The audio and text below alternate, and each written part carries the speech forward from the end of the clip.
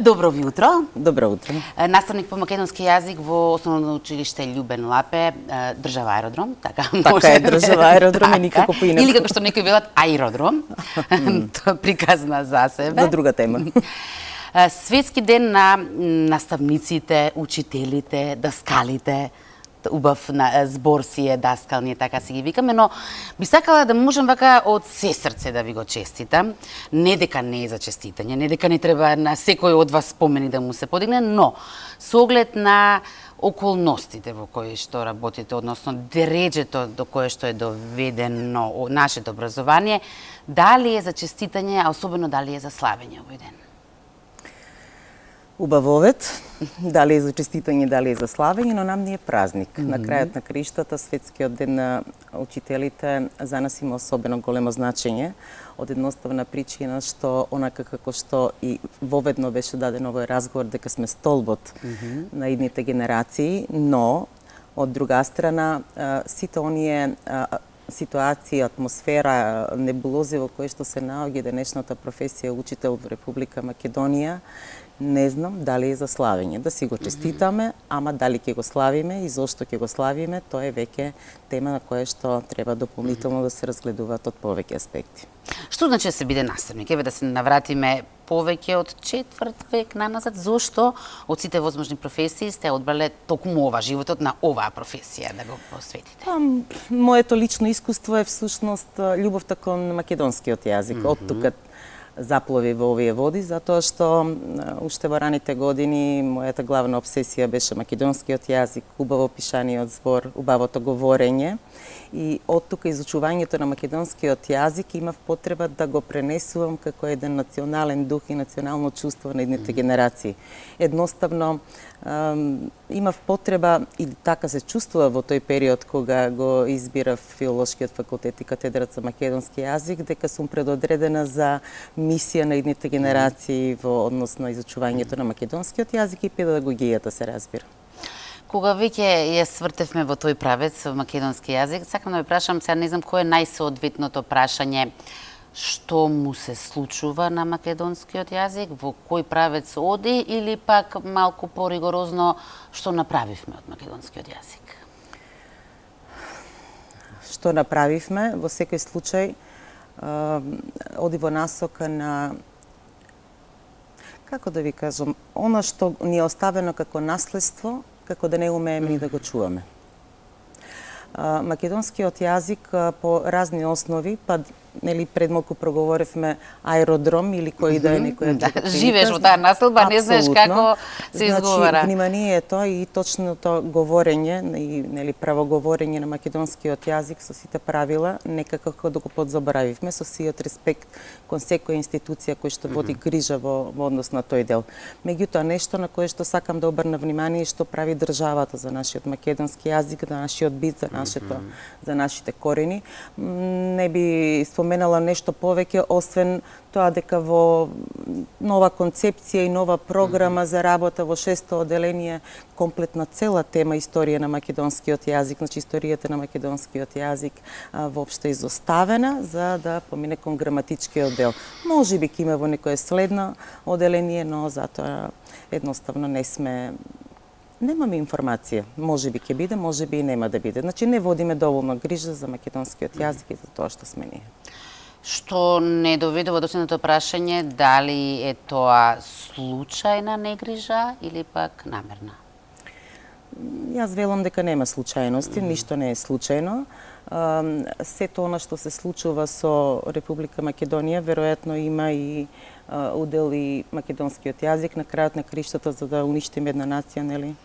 Треба да се уништи образованието, ако... На добар пат сме. За жал. Меѓутоа, од друга страна, пак и македонскиот јазик, нели, како темел воопшто на нашиот образовен процес, подринете, заринате, едноставно порозен станува, меѓутоа останува на нас колку ние како возрастни ќе умееме да ја извршиме нашата мисија која што ни е долг од дедовците. Не само што еве рековте конкретно за 6-то оделение за македонски јазик, поглавје е прескокнато. еве да речеме, можеби ние како јавност не сме до детали запознаени што е она се што се случува во образованието, во смисла на концепцијата, во смисла на програмата, но она што го знаеме е дека веќе започна октомври, дека се уште нема учебници за секое дете. И тоа трета година веќе поред недостасуваат учебници. Трета година, значи добар дел од учениците се дискриминирани по тој основ, затоа што учебникот е... На еден му даваш, на друг на еден, не. Така е, и тоа е многу непријатно чувство, е да ви кажам од аспект на наставник, правам тешки стратегии како јас да ги поделам учебниците кои што не ги добивам во доволен број, и затоа велам тоа е апсолутна дискриминација. Тоа е едната работа, друга е во однос на учебници кои што воопшто не се издадени и кои што не се дистрибуирани до училиштата, а веќе зборуваме за 5 октомври. Имаше повеќе најави од министерот и надлежните дека учебниците ќе бидат, многу надежно беше дека учебниците ќе бидат доставени, да, уште пред 1 септември, меѓутоа за жал не е така. Ние се уште, да речам, магично се бориме, онака столбовски, темелно, нели, како сето тоа да го изменаџираме во училницава. И бидејќи е 5 октомври, ден на учителот, тука неспорно кажувам дека учителот е главниот фактор и во оваа ситуација која што е доведено македонското образование. Магионичари сме. Многу пати сме магионичари за да допреме до ученикот, затоа што во ситуација во која што многу елементи не се уредени за нормална, реална воспитно-образовна работа, клучот е во наставникот. Да ви прашам, што им фалеше на старите учебници? Немаа доволно грешки како новите? Немаа доволно грешки како новите. Меѓутоа, во старите учебници од секаде дзиркаше македонштината. Сега некако ја пронаоѓаме можеби позади кориците на тие учебници од други извори. Тоа е едната работа, другата работа е со концепцијата која што направи разор во образованието. Едноставно наставните програми кои што се предвидени за реализација по сите предмети бараат, нели, изискуваат нови учебници, меѓутоа сето тоа направено многу неподготвено, многу на брзина, без... Кога велите за концепцијата, зборуваме за спојувањето на предметите или има други работи за кои што можеби не знаеме? Има многу работи, меѓутоа спојувањето на предметите. Убаво рековте спојувањето, затоа што тие предмети, значи предмет историја и општество се предава по модули. Односно, наставната програма е предвидена по модули. Има модул историја, модул географија и модул граѓанско образование. Тоа значи дека 3 предмети се споени во еден предмет. Значи, далеко од интегриране, тие се предаваат одделно.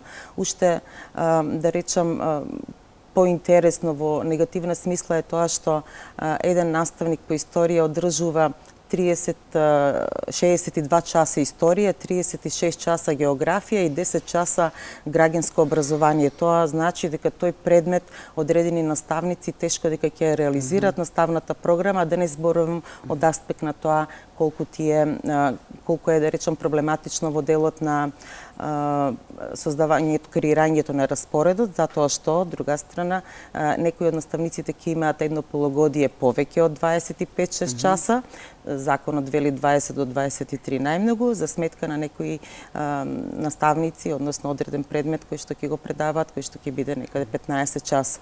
Многу нејасноти, многу збунувачко. Дали ви објаснете потребата? Некое логично објаснување има зошто се спојуваат, зошто да се имплементира ова?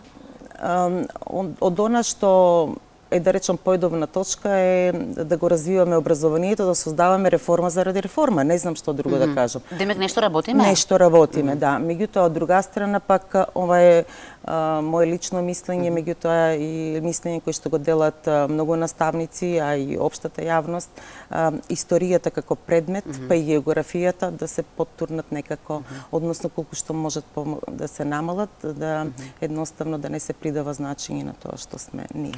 Што значи потребата не е јасна, но позадината јасно се гледа, се изгледа. Така. Дали ве консултира некој околу овие измени?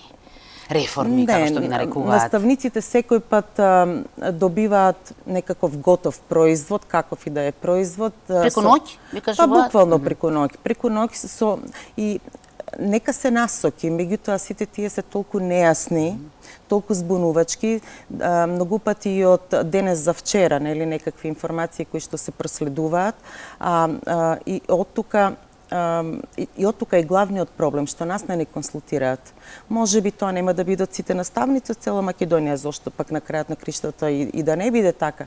Меѓутоа, нека бидат слушнат наставниците. Нашето искуство не сме да се занемари во никој поглед. Ние сме тие практичарите. Не може да креира програма, концепција, па како и да се вика било каква реформа, тим кој што нема допирна точка со наставата, директно со наставата и со учениците. Да, често пати ваши колешки велат, ние од вас медиумите дознаваме што треба да работиме. Вистина е тоа, вистина е. Тоа е некаков разговор, ете и така да речам пред часови. Слушнавте ли на вести што кажаа синоќе? Ете така, па потоа ќе го почекаме во некоја прилика, можеби некој документ кој што ќе биде доставен официјално. Дали сето ова го нарушува авторитетот, угледот на наставникот? Со оглед на тоа што знаеме порано, наставникот беше алфа и омега, од А и Ш, еве да си го преведеме. Што ќе кажеше, тоа беше закон. Урнат ли е авторитетот? Не можам да кажам дека не е урнат, затоа што не деградираат по сите основи. Значи, ако не почитуваат доволно според нашата стручност и компетенции кои што сме ги стекнале во текот на нашиот професионален развој, зборувам генерално за наставниците, нели? И меѓу нас има кои што се издвојуваме во нијанси. Меѓутоа, консултацијата со наставникот треба да биде на највисоко ниво. Авторитетот на наставникот се нарушува токму заради вакви некакви условни приказни, затоа што многу пати немаме одговори. Немаме одговори, кога велам немаме одговори кон децата. Ученикот на секој денешните деца точно знаат што се случува, точно знаат кои се нивните потреби и немаат никаков проблем во комуникацијата да бидат поставени прашања на кои што заслужуваат одговори. Знаете што значи кога наставник ќе рече не знам, или наставнички кога ќе ги добиеме учебниците. И тогаш покажувате слабост и тоа децата како манипулатори сепак го... Колку и да сакаме ние да се држиме цврсто на нозе, нели, во некој таков конкретен случај, меѓутоа кога ќе почнеме се повикуваме на други институции, кога ќе стигне програмата од Бирото за развојно образование, кога ќе стигнат учебниците од педагошка служба, министерството, тогаш нас не намалуваат во секој поглед. Но тоа е само еден дел. Меѓутоа, од друга страна, пак авторитетот на наставникот е индивидуален, нели, секој си го носи на крајот на криштата. Ние треба сите меѓусебно да се поучуваме, секој од секого може нешто да научи. Никој не е совршен, се учиме, се поучуваме, се развиваме, нели, и ние наставниците, така што за ниту еден наставник не е доцна, без оглед на возраста и на работното време, односно работниот стаж кој што го има за да направи одредени условни поправки, односно да работи на својот авторитет. Би завршила со една поговорка, која што не знам дали се уште важи, порано сигурно, за да пораснеш едно дете, потребно е цело село. Сега во 21. век му се дава значење, акцент на оној триаголник. Наставник, ученик, родител. Кому од овој триаголник со оглед на овие услови му е најтешко? Дефинитивно на наставникот. Дефинитивно на наставникот, затоа што наставникот го има во фокус ученикот, нормално, улогата на родителот е тука неизбежна, но не и секој пат. Да, ние постојано слушаме дека родителите имаат секакви влијанија во училиштето и воопшто во наставниот процес, меѓутоа тоа повторно зависи од авторитетот на наставникот, од една страна, од друга страна пак и доведување на родителот како партнер во училиштето, нели? Ние не сме од различни страни, триаголникот е неизбежно важен, но потенцирам, наставникот е клучот и нему му е најтешко затоа што тој мора да го менаџира и родителот во смисла, нели, како партнер во училиштето и да заеднички да ни биде во фокус ученикот, односно неговиот раст, развој и понатаму просперитет. Јас многу ви благодарам на ова ваше гостување. Би сакала почесто да ни дојдете, не мора само по повод овој ден, воедно уште еднаш честитки и покрај се и до вас и до вашите колешки. Благодарам, како ми дозволите само, би сакала да го честитам Светскиот ден на учителите, Меѓународниот ден на учителите, на сите учители и да си продолжиме со нашата мисија без оглед на какви предизвици наидуваме. Благодарам. Да си го негуваме и говориме нашиот убав македонски јазик. Само за крај искра би сакала да прашам со оглед на тоа дека зборувавме за дечињата и самите кажавте многу внимателно, ве слушав дека сте магионичари во одредени моменти за да допрете и своето знаење на овој начин каде што нема учебници да го пренесете на учениците. Ме интересира каков е резултатот еве за македонскиот јазик кај учениците сепак и покрај сите проблеми. Резултатот е неизбежен доколку има голем влог, труд и интерес. Верувам. Има од едната страна ученик кој што е заинтересиран, меѓутоа првенствено инспиративен наставник. Верувам дека вие ги инспирирате и мотивирате да го учат и да го негуваме македонскиот јазик во иднина со нашите идни генерации. Благодарам.